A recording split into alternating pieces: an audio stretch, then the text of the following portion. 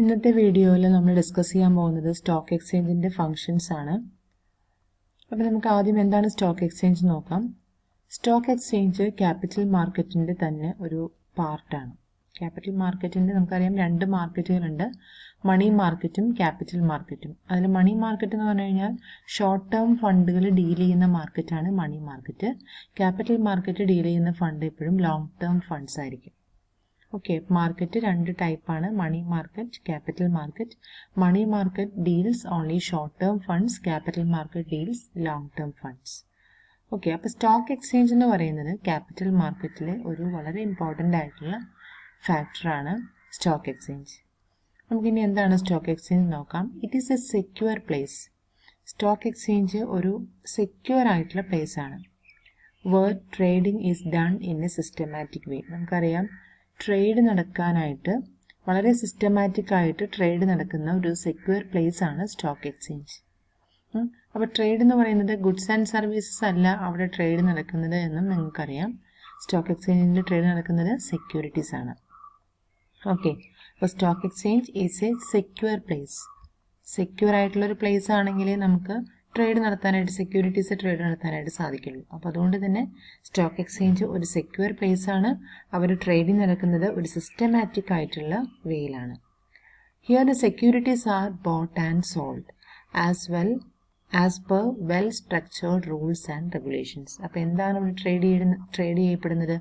Securities ആണ് അല്ലേ? Securities ആണ് ട്രേഡ് ചെയ്യപ്പെടുന്നത്. അതുപോലെ തന്നെ അതിന് കൃത്യമായിട്ടുള്ള റൂൾസും റെഗുലേഷൻസും ഉണ്ടാവും. വെൽ സ്ട്രക്ചേർഡ് ആയിട്ടുള്ള റൂൾസും റെഗുലേഷൻസോടും കൂടി സെക്യൂരിറ്റീസ് ബോട്ട് ആൻഡ് സോൾഡ് ചെയ്യുന്ന, വാങ്ങുകയും വിൽക്കുകയും ചെയ്യുന്ന സെക്യൂർ പ്ലേസിനെയാണ് സ്റ്റോക്ക് എക്സ്ചേഞ്ച് എന്ന് പറയുന്നത്. ഇനി നമുക്ക് അത് വേറൊരു രീതിയിൽ എഴുതിയിരിക്കുകയാണ്. Stock exchange is a forum where securities like bonds and stocks are purchased and traded. അപ്പോൾ സെക്യൂരിറ്റീസിന് നമ്മൾ കോമൺ ആയിട്ട് പറയുന്ന സെക്യൂരിറ്റീസ് അവിടെ കൊടുത്തിരിക്കുകയാണ്. ബോണ്ട്സ്, സ്റ്റോക്സ്, ഇതൊക്കെ പർച്ചേസ് ചെയ്യുകയും അതുപോലെ തന്നെ ട്രേഡ് ചെയ്യുകയും ചെയ്യുന്ന ആ ഒരു ഫോറത്തിനെയാണ് സ്റ്റോക്ക് എക്സ്ചേഞ്ച് എന്ന് പറയാം.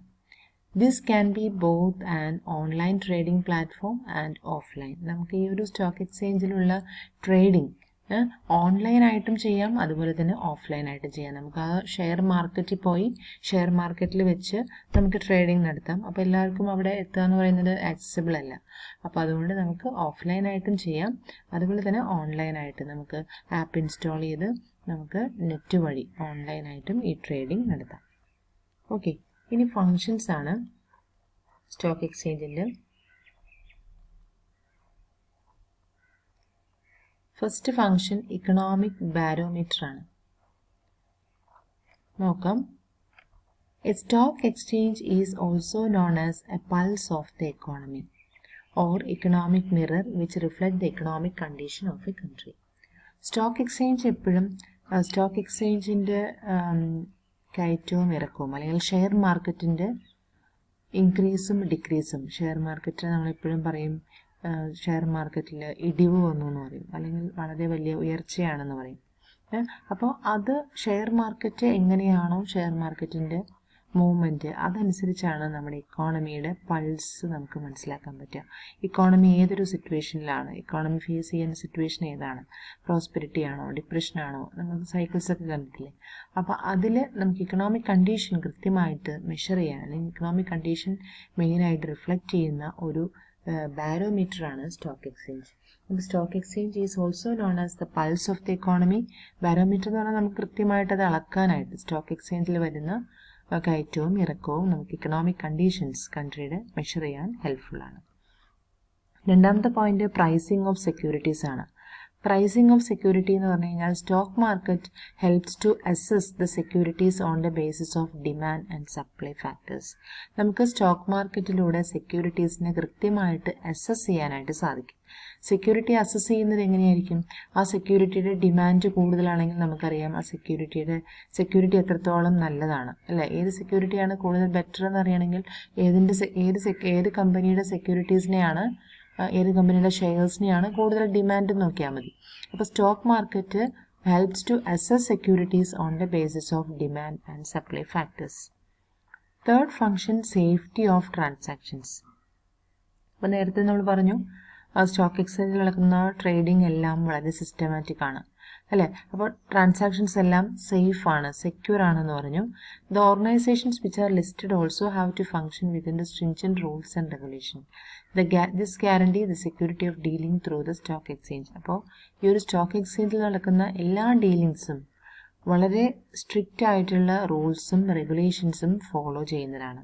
സ്ട്രിഞ്ചന്റ് റൂൾസ് വളരെ സ്ട്രിക്റ്റ് ആയിട്ടുള്ള റൂൾസ് റെഗുലേഷൻസ് ഫോളോ ചെയ്തുകൊണ്ടാണ് സ്റ്റോക്ക് മാർക്കറ്റിൽ എല്ലാ ട്രേഡിങ്ങും നടക്കുന്നത്.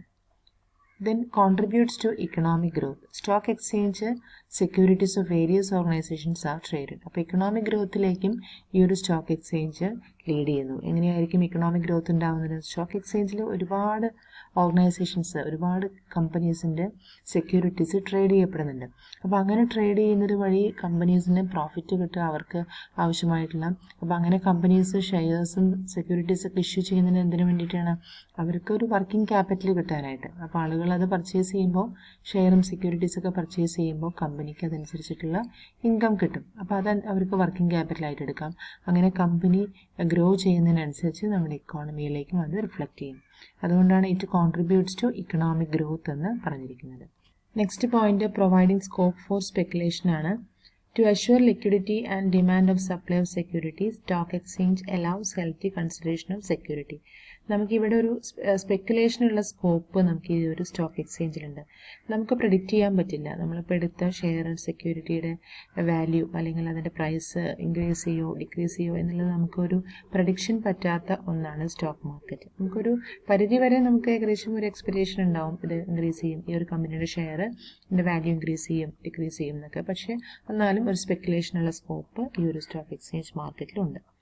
നെക്സ്റ്റ് വൺ ലിക്വിഡിറ്റി ആണ്. The principal purpose of the stock market is to present a ready market for sale and purchase of security. ഇപ്പോൾ സ്റ്റോക്ക് മാർക്കറ്റ് മെയിനായിട്ടും ആ ഒരു മാർക്കറ്റിൽ നമുക്ക് ഷെയർ ആൻഡ് സെക്യൂരിറ്റീസ് റെഡി ആയിട്ട് നമുക്ക് പർച്ചേസ് ചെയ്യാം. Okay, it's a ready market for sale and purchase of security. Securities വാങ്ങേണ്ടവർക്ക് വാങ്ങാം, വിൽക്കേണ്ടവർക്ക് വിൽക്കാം. അതുകൊണ്ട് തന്നെ അതൊരു ലിക്വിഡിറ്റി നമുക്ക് അവിടെ മെയിൻറ്റെയിൻ ചെയ്യാനായിട്ട് സാധിക്കും. ഒരു റെഡി മാർക്കറ്റാണ് stock market. Then better allocation of capital. The shares of profit-making organizations are valued at higher prices and are actively traded, so such organization can efficiently raise capital from the stock market. അപ്പോൾ നമുക്ക് പറയാം, the share of profit-making organizations are valued at a higher prices. അതായത് നല്ല profit ഉണ്ടാക്കുന്ന companies ആണെങ്കിൽ അവരുടെ ഷെയറുകളുടെ price high ആയിരിക്കും അല്ലേ? എന്തുകൊണ്ടാണ്? അങ്ങനെയുള്ള കമ്പനികളുടെ ഷെയറുകൾ ആളുകൾ കൂടുതൽ ഡിമാൻഡ് ചെയ്യും. അപ്പോൾ അതുകൊണ്ട് തന്നെ കൂടുതൽ പ്രൈസിലായിരിക്കും അവരതിനെ വിൽക്കാനായിട്ട് തയ്യാറാവുന്നത്. അപ്പോൾ ഇത് ഒരു കമ്പനിയെ സംബന്ധിച്ച് അങ്ങനെ പ്രോഫിറ്റബിൾ ആയിട്ടുള്ളൊരു കമ്പനിയാണെങ്കിൽ ഒരുപാട് പേര് അവരുടെ ഷെയറുകൾ എടുക്കുകയും അതുവഴി അവർക്ക് ക്യാപിറ്റൽ അലോക്കേഷൻ നടത്താൻ അല്ലെങ്കിൽ ക്യാപിറ്റൽ അക്യുമുലേറ്റ് ചെയ്ത് അവരുടെ വർക്കിംഗ് ക്യാപിറ്റലായിട്ട് എടുക്കാനായിട്ട് ഒരുപാട് ക്യാപിറ്റൽ അക്യുമുലേഷൻ വരികയും ചെയ്യും. ബെറ്റർ അലോക്കേഷൻ ഓഫ് ക്യാപിറ്റലും സ്റ്റോക്ക് മാർക്കറ്റിൻ്റെ ഒരു ഫംഗ്ഷനായിട്ട് നമുക്ക് പറയാം. Next one promotes the habit of saving and investment. Stock market ഒരു ഇൻവെസ്റ്റ്മെൻറ്റ് അല്ലെങ്കിൽ സേവിങ് ഹാബിറ്റിനെ പ്രൊമോട്ട് ചെയ്യുന്ന ഒന്നാണ്. ഒരുപാട് ആളുകൾ നമുക്കറിയാം അപ്പോൾ ഷെയർ മാർക്കറ്റിൽ ഇൻവെസ്റ്റ് ചെയ്യുന്ന ആളുകളുണ്ട്. അപ്പോൾ ബാങ്കിൽ സേവിങ് നടത്താതെ ഷെയർ മാർക്കറ്റിൽ അല്ലെങ്കിൽ റിയൽ എസ്റ്റേറ്റിനൊക്കെ പകരമായിട്ട് ഷെയർ മാർക്കറ്റിൽ ഇൻവെസ്റ്റ്മെൻറ്റ് നടത്തുന്ന ആളുകളുണ്ട്. അപ്പോൾ അതുകൊണ്ട് തന്നെ ഒരു habit of saving and investment develop ചെയ്യാനായിട്ട് ഷെയർ മാർക്കറ്റ് വളരെ ഹെൽപ്ഫുള്ളാണ്. അപ്പോൾ ഇതിൽ നമ്മൾ ഡിസ്കസ് ചെയ്തത് ഫങ്ഷൻസ് ഓഫ് സ്റ്റോക്ക് എക്സ്ചേഞ്ച് ആണ്. അപ്പോൾ എല്ലാവർക്കും പോയിന്റ്സ് എല്ലാം ക്ലിയർ ആയി കാണുമെന്ന് വിചാരിക്കുന്നു. Okay, thank you.